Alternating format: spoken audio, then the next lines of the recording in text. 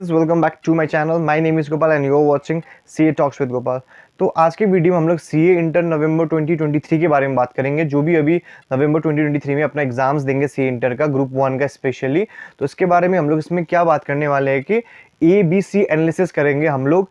First paper 1 के बारे में अकाउंट्स में हम लोग EBC चैप्टर, आप लोग को कौन सा कैटेगरी ए में रखना है, चैप्टर कौन सा बी में रखना है, कौन सा सी में रखना है, एंड अकॉर्डिंगली आपको ऐसे प्लान करना है, ऐसे प्रिपरेशन करना है, सो दैट कि अगर आपको थोड़ा सा प्लान्स में समझ में आ जाए कि कौन सा चैप्टर कितना वेटेज होल्ड करता है सीए के एग्जाम्स में।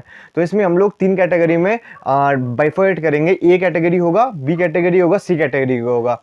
तो अगर आपको ये वीडियो थोड़ा सा भी अच्छा लग रहा है तो चैनल को जरूर लाइक करिए, शेयर करिए, सब्सक्राइब करिए, because I feel this video will definitely help you in preparation. ठीक है, और मैंने टाइम में आई फील मुझे जितना याद है, मैंने ये ABC एनालिसिस करना बहुत इंपॉर्टेंट है, because this will guide you to how to preparation, how to proceed in preparation. तो इसमें हम लोग 3 कैटेगरी में हो गया, ए कैटेगरी हो गया, बी कैटेगरी हो गया, सी कैटेगरी हो गया। तो इसमें ए कैटेगरी मतलब ये, अगर ए कैटेगरी का मार्क्स कम भी है तो आपको ये समझना चाहिए कि उसका फ्रीक्वेंसी एग्जाम्स में बहुत ज़्यादा है।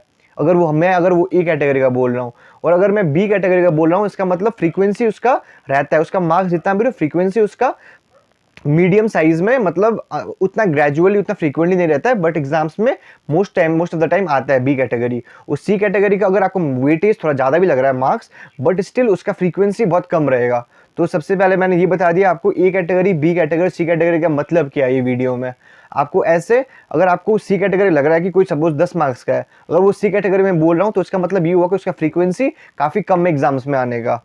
एंड ये मैंने ट्रस्टेड सोर्स से लिया है, तो आपको कोई टेंशन नहीं करना है कि ये चीज़ फेल हो जाए। ये हर एग्जाम्स में सीए का पैटर्न, आईसीए का पैटर्न यही रहेगा।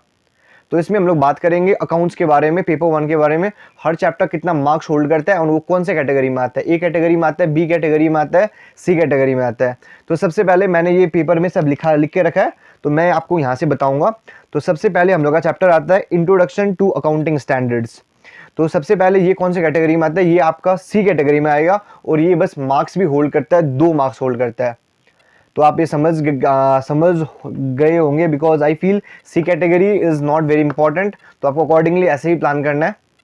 एंड नेक्स्ट चैप्टर अपना आता है framework for preparation and presentation of financial statements. तो ये भी सी ही कैटेगरी में आता है, सी कैटेगरी में आता है और इसका वेटेज रहता है 6 मार्क्स का।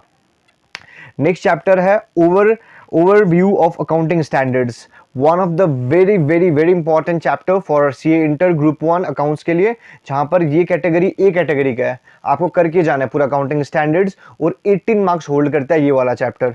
तो आपको आपको समझ में आ रहा होगा कि ये चैप्टर कितना इंपॉर्टेंट है। अकाउंटिंग स्टैंडर्ड्स ए कैटेगरी में रहता है। एंड नंबर 4 में फाइनेंशियल स्टेटमेंट्स ऑफ कंपनीज। तो इसमें एक unit 1 preparation of financial statement रहता है एंड दूसरा यूनिट इसका कैश फ्लो स्टेटमेंट रहता है। तो ये भी ए कैटेगरी में आता है, स्पेशली ये ए कैटेगरी में आता है और इसका वेटेज रहता है 8 मार्क्स का। एंड नेक्स्ट हम लोग का चैप्टर आता है अकाउंट्स में profit and loss pre and post incorporation. तो ये आपका बी कैटेगरी में आएगा और ये वेटेज होल्ड करेगा 6 मार्क्स का। तो आपको ऐसे प्रिपरेशन करते जाना है। एंड आई फील अगर आपको वीडियो अच्छा लग रहा है तो जरूर शेयर करिए अपने दोस्त को, जो भी सीए इंटर नवंबर 2023 में देंगे। नेक्स्ट आता है अपना accounting for bonus issue and right issue. तो ये भी बी कैटेगरी में आता है और ये वेटेज होल्ड करता है 6 मार्क्स का। तो अभी तक हम लोगों ने 6 चैप्टर के बारे में बात कर लिया। एंड नेक्स्ट चैप्टर अपना आता है रिडेम्पशन ऑफ प्रेफरेंस शेयर्स। तो redemption of preference shares important chapter है, बी कैटेगरी का चैप्टर है। सबसे पहले तो बी कैटेगरी का चैप्टर है एंड ये मार्क्स होल्ड करता है 6 मार्क्स होल्ड करता है redemption of preference shares. And next अपना आता है रिडेम्पशन ऑफ डिबेंचर्स। दोनों को कोरिलेट करके आपको ये चैप्टर करना पड़ेगा, redemption preference share, redemption debentures. तो redemption of debentures C category में आता है और ये मार्क्स होल्ड करता है 8 मार्क्स का। सी कैटेगरी से आप समझ पा रहे हो मैं क्या बताना चाहता हूँ। सी कैटेगरी है एंड 8 मार्क्स वेटेज होल्ड करता है। नंबर 9 चैप्टर अपना आता है इन्वेस्टमेंट अकाउंट और ये कैटेगरी है, बी कैटेगरी का चैप्टर है और ये मार्क्स होल्ड करता है 8 मार्क्स। एंड नंबर 10 चैप्टर है insurance claim for stock and loss of profit. बहुत इंपॉर्टेंट चैप्टर है, कैटेगरी ए में आएगा एंड ये मार्क्स होल्ड करेगा 8 मार्क्स। वेरी इंपॉर्टेंट चैप्टर है insurance claim for stock and loss of profit. Number 11 chapter आता है हायर परचेज एंड इंस्टॉलमेंट्स। तो ये कैटेगरी है, बी कैटेगरी का चैप्टर है एंड ये मार्क्स होल्ड करेगा 8 मार्क्स। एंड नेक्स्ट अपना चैप्टर है डिपार्टमेंटल अकाउंट्स। तो ये डिपार्टमेंटल अकाउंट्स मिला के हम लोग का 12th चैप्टर हो जाता है। एंड डिपार्टमेंटल अकाउंट बहुत इंपॉर्टेंट चैप्टर है ए कैटेगरी का चैप्टर है एंड मार्क्स होल्ड करता है 8 मार्क्स। नंबर 13 चैप्टर है अपना अकाउंटिंग फॉर ब्रांचेस, ये भी ए कैटेगरी का चैप्टर है। ओके, ए कैटेगरी का चैप्टर है एंड ये होल्ड करेगा 8 मार्क्स। एंड नंबर 14 में अपना आता है अकाउंटिंग फॉर इनकम्प्लीट रिकॉर्ड्स, ये भी ए कैटेगरी का चैप्टर है एंड ये मार्क्स होल्ड करेगा 12 मार्क्स। तो आप समझ पा रहे होंगे ये अभी तक हम लोगों ने 14 पूरा का पूरा अकाउंट्स का सिलेबस के पूरा चैप्टर के बारे में बात कर लिया हम लोगों ने, कौन सा चैप्टर कितना मार्क्स होल्ड करेगा इसके बारे में बात कर लिया। तो आपको ये चीज़ समझना पड़ेगा कि मैंने बता दिया, जैसे कि मैंने बताया कि accounting for branches A category का चैप्टर है 8 मार्क्स का, ठीक है। ए कैटेगरी चैप्टर मतलब 8 मार्क्स से रहना इसका कंपलसरी नहीं है, most of the time frequencies का 8 मार्क्स का रहता है, बट कभी कभी क्या हो जाता है 20 मार्क्स का भी आ जाता है, समझ पा रहे हो आप, कभी कभी 20 मार्क्स का चैप्टर भी आ जाता है। तो ऐसा नहीं है कि मैंने 8 मार्क्स बोल दिया 8 मार्क्स, अगर कैटेगरी ए है तो मतलब वो कितना मार्क्स का भी मैक्स टू मैक्स 20 मार्क्स का रहता है।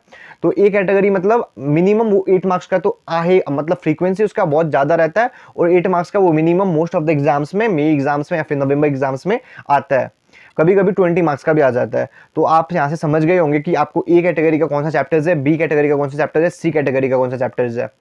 तो ऐसे ही हम लोग, तो आप ये समझ गए होंगे पूरा का पूरा। और आज की वीडियो में हम लोग इतना रखते हैं, और हम लोग नेक्स्ट ऐसे ही नेक्स्ट 7 वीडियोस में बात करते जाएंगे ग्रुप 1 के और रिमेनिंग 3 सब्जेक्ट्स एंड ग्रुप 2 के 4 सब्जेक्ट्स के बारे में, कौन सा चैप्टर कितना मार्क्स होल्ड करता है और उसका कैटेगरी क्या आता है। तो इससे I feel you will get the lot of idea about how to proceed for your preparations, because it's very important कि आप बाइफोकेट करो, आप ए बी से एनालिसिस करो, ए कैटेगरी में कौन सा चैप्टर्स आएगा, बी कैटेगरी में कौन सा चैप्टर्स आएगा, सी कैटेगरी में कौन सा चैप्टर्स आएगा। तो ऐसे अगर आप प्रिपरेशन करोगे तो आपको, अगर लास्ट टाइम आपका सिलेबस भी कंप्लीट नहीं हुआ, सपोज आई होप कि आपका सिलेबस कंप्लीट हो जाकर कंप्लीट नहीं हुआ, तो आपको ये अगर A category, B category, C category में आप अगर बाइफोकेट किए होंगे तो it will definitely have help you for your examinations.